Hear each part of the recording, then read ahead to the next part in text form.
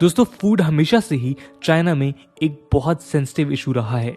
हालांकि पिछले 30 सालों में चाइना ने इकोनॉमिक प्रॉस्पेरिटी और डेवलपमेंट के नए नए मुकाम हासिल किए, लेकिन फूड सिक्योरिटी के फ्रंट पर चाइना को आज भी समय समय पर कई सेटबैक्स झेलने पड़ रहे हैं। दोस्तों, वैसे तो इसके पीछे कई कारण हैं, लेकिन मुख्य कारणों में से एक है चाइना की मैसिव पॉपुलेशन। चाइना को 1.4 बिलियन माउथ्स को फीड करना होता है, लेकिन वहां के किसान इतने लोगों को फीड करने के लिए इनफ गेन प्रोड्यूस नहीं कर पाते हैं। हालांकि एक्सपर्ट्स बताते हैं कि पिछले कुछ सालों में चाइनीज पॉपुलेशन मार्जिनली इंक्रीज हुई है, लेकिन फूड कंजम्पशन में हुई इस बढ़ोतरी के बावजूद भी वहां पर ग्रेन प्रोडक्शन बढ़ने के बजाय उल्टा स्टैग्नेट हुआ है। पिछले 2 सालों में मैसिव फ्लड्स और क्रॉप फेलियर्स के चलते ये क्राइसिस और भी ज्यादा इंटेंसिफाई हुई है। इसको एक उदाहरण से समझते हैं।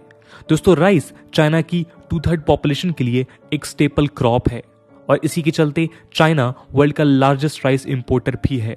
वो हर साल लगभग 4 मिलियन मीट्रिक टन राइस दूसरे देशों से इंपोर्ट करता है।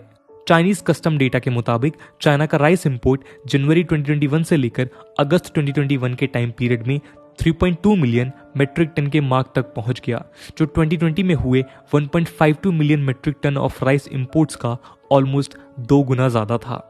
हालांकि चाइनीज स्टेट मीडिया का कहना था कि 2020 में चाइना ने राइस और बाकी ग्रेन्स का एक exceptionally well growth output note किया, लेकिन उसके बावजूद चाइना ने अगस्त 2020 में इंडिया से 1,14,581 metric ton of rice import किया, और ऐसा पिछले 30 सालों में पहली बार हुआ।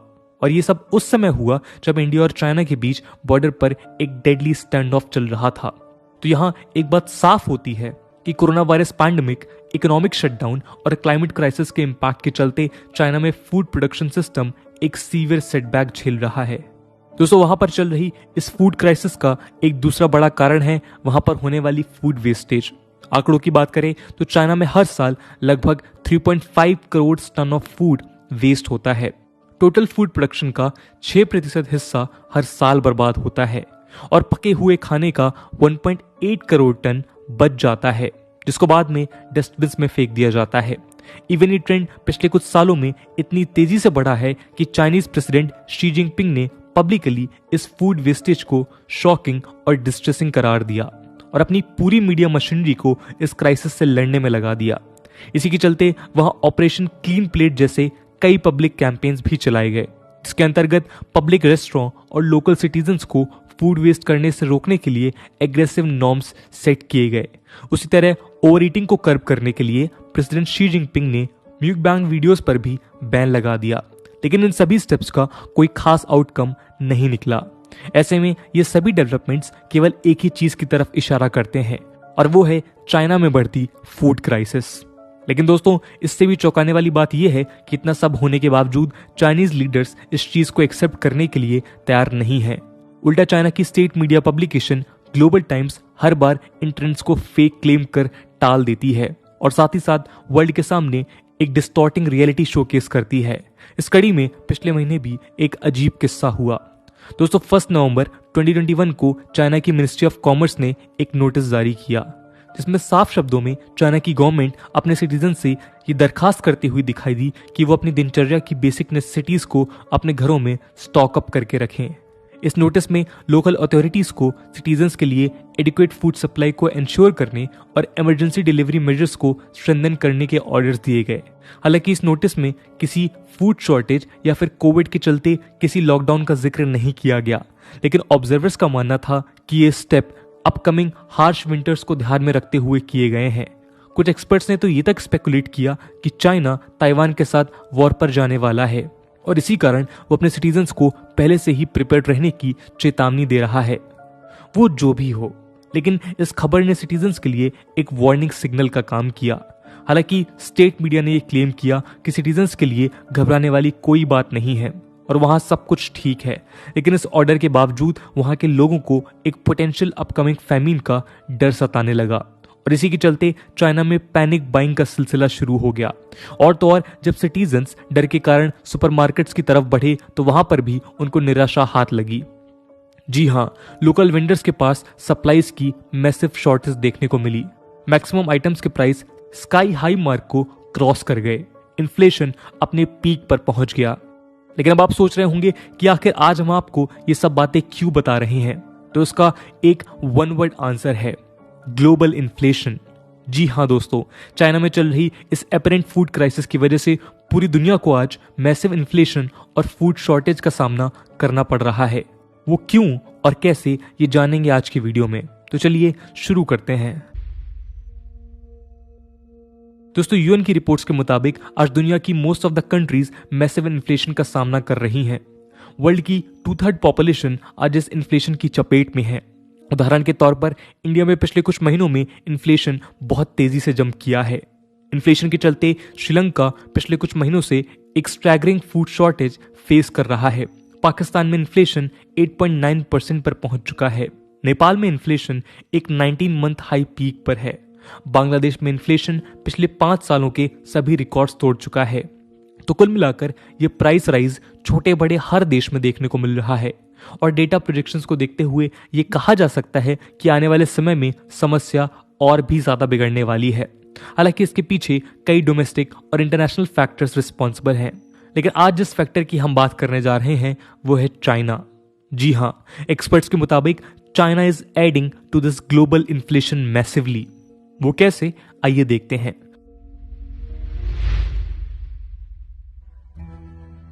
दोस्तों, हाल ही में पब्लिश हुई रिपोर्ट्स में एक खुलासा हुआ जिसमें ये सामने आया कि चाइना यानी कि वर्ल्ड की 20% पॉपुलेशन पूरे ग्लोबल सप्लाई का 50% से भी ज्यादा ग्रेन होल्ड कर रही है।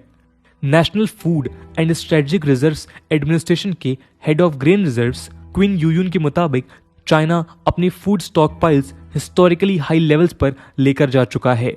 यूएस डिपार्टमेंट ऑफ एग्रीकल्चर की रिपोर्ट बताती है कि चाइना ने वर्ल्ड मेज रिजर्व्स का 69%, राइस का 60%, वीट का 51% और सोयाबीन का 38% होल्ड कर रखा है। आपको बता दें कि रिजर्व्स चाइना की मेजर फूड प्रोसेसिंग कंपनी कॉफको ग्रुप के द्वारा स्टॉकपाइल किए जा रहे हैं। कॉफको ग्रुप नॉर्थ ईस्ट चाइना में मौजूद डालियन पोर्ट पर एक massive food stock piling base को रन करता है। ये चाइना के some of the largest food piling bases में से एक है। इस बेस में लगभग 310 ह्यूज सिलोज मौजूद हैं जो चाइना की इंटरनल और एक्सटर्नल फूड सप्लाईज को स्टोर करने का काम करते हैं। तो एक तरह से आप कह सकते हैं कि कॉफको ग्रुप का इदादिलन पोर्ट चाइना की फूड सिक्योरिटी का एक क्रूशियल एलिमेंट है। लेकिन यही कंपनी आज पूरी दुनिया के लिए भयानक फूड शॉर्टेजेस का कारण बन रही है। टोक्यो के Natural Resource Research Institute in Tochigi prefecture के प्रेसिडेंट अकियो शिबाता कहते हैं कि चाइना की इसी मास होर्डिंग के चलते पूरी दुनिया में फूड प्राइसेस अपने पीक पर पहुंच चुके हैं। UN food and agriculture organisation के मुताबिक as of November 2021 world wide food prices में 30% का स्टीप इन्फ्लेशन देखने को मिला है और जाहिर है कि इस इन्फ्लेशन का सबसे ज्यादा असर दुनिया की पुअरर कंट्रीज पर देखने को मिल रहा है। ये होर्डिंग आज कई देशों को फेमिन की तरफ ढकेल रही है। UN food and agriculture organisation के डेटा के मुताबिक एज ऑफ 2020 दुनिया के लगभग 700 मिलियन लोग फेमिन स्ट्रक रीजन में अपनी जिंदगी गुजार रहे हैं। पिछले 5 सालों में इस फिगर में 100 मिलियन से भी ज्यादा की बढ़ोतरी हुई है। एक जापानी स्कॉलर मानते हैं कि इस फेमिन लाइक कंडीशंस के पीछे डेवलप्ड नेशंस भी काफी हद तक जिम्मेदार हैं, लेकिन चाइना का शेयर इसमें सबसे ज्यादा है। लेकिन दोस्तों, अब सवाल ये उठता है कि चाइना आखिर ऐसा क्यों कर रहा है। आइए देखते हैं। दोस्तों, हमने वीडियो की शुरुआत में ही आपको एक पोटेंशियल फूड क्राइसिस के प्रेडिक्शंस की बात बताई थी, लेकिन यहां एक गौर करने वाली बात यह है कि अगर किसी नॉर्मल देश में इस तरह की इमरजेंसी सिचुएशंस होती है तो वहां की गवर्नमेंट्स एंटी होर्डिंग मेजर्स को प्रमोट करती है और होर्डर्स के खिलाफ स्ट्रिक्ट एक्शंस लेती है। लेकिन चाइना में तो उल्टा गवर्नमेंट खुद ही फूड सप्लाईज को होल्ड करने में लगी हुई है। इस स्ट्रेंज डेवलपमेंट को समझने के लिए चाइनीज हिस्ट्री के पन्नों को पीछे पलटना होगा। जैसा कि हमने शुरू में भी कहा कि फूड चाइना में शुरुआत से ही एक क्रिटिकल इशू रहा है। आपको जानकर हैरानी होगी कि पिछले 2000 सालों में चाइना की कई रेजीम्स की पतन का कारण एग्रीकल्चर और फूड क्राइसिस ही रहा है।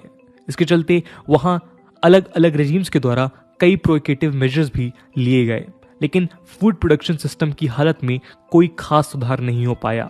तो दूसरे शब्दों में हम ये कह सकते हैं कि इस एग्रीकल्चर क्राइसिस ने चाइना की लगभग हर रेजीम के लिए एक आर्किल्स हील का काम किया है।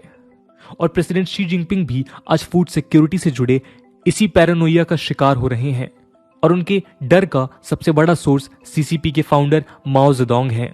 आपको बता दें कि इंडिपेंडेंट चाइना के सेकेंड 5 ईयर प्लान के अंतर्गत माओ जेडोंग ने द ग्रेट लीप फॉरवर्ड का ऐलान किया। हालांकि इसके पीछे उनका मकसद चाइना का रैपिड इंडस्ट्रियलाइजेशन था, लेकिन अंत में जो मिला वो था एक वर्स्ट एवर फेमीन, एक ऐसा फेमीन जो दुनिया के किसी कोने में शायद ही पहले कभी देखा गया हो। एक ऐसा फेमीन जिसने चाइना के 45 मिलियन से भी ज्यादा लोगों की जान ली। ये फेमीन तो 1962 में खत्म हो गया, लेकिन इस डार्क एक्सपीरियंस की मेमोरीज सीसीपी को आज तक हॉन्ट करती हैं। आज इस हादसे के 50 साल बाद भी सीसीपी चाइना में किसी तरह की फूड शॉर्टेज को अफोर्ड नहीं कर सकती है। दोस्तों, हमने इस वीडियो की शुरुआत में ऐसे कई फैक्टर्स डिस्कस किए जो चाइना के पोटेंशियल फूड क्राइसिस की तरफ इशारा करते हैं, और इस कॉन्टेक्स्ट को ध्यान में रखते हुए आप समझ सकते हैं कि आज चाइना इतना फूड होर्ड क्यों कर रहा है।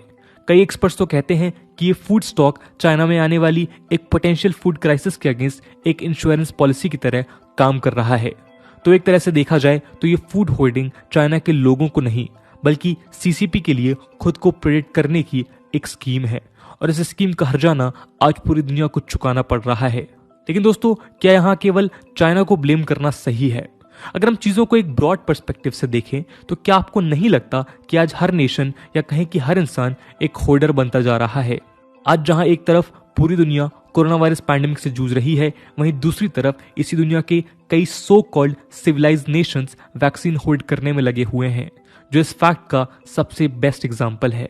तो आज हमारी ग्लोबल कम्युनिटी को जरूरत है कि किसी एक कंट्री को ब्लेम करने के बजाय हम इस यूनिवर्सल ह्यूमन टेंडेंसी में बदलाव लाने की कोशिश करें। इस मुद्दे को लेकर आपका क्या ओपिनियन है, कमेंट सेक्शन में जरूर बताइएगा। आज की वीडियो के लिए इतना ही। आई होप आपको वीडियो पसंद आई होगी, और अगर पसंद आई है तो अपने दोस्तों के साथ शेयर करना मत भूलिएगा। हम मिलते हैं अगले वीडियो में, तब तक के लिए जय हिंद, जय भारत।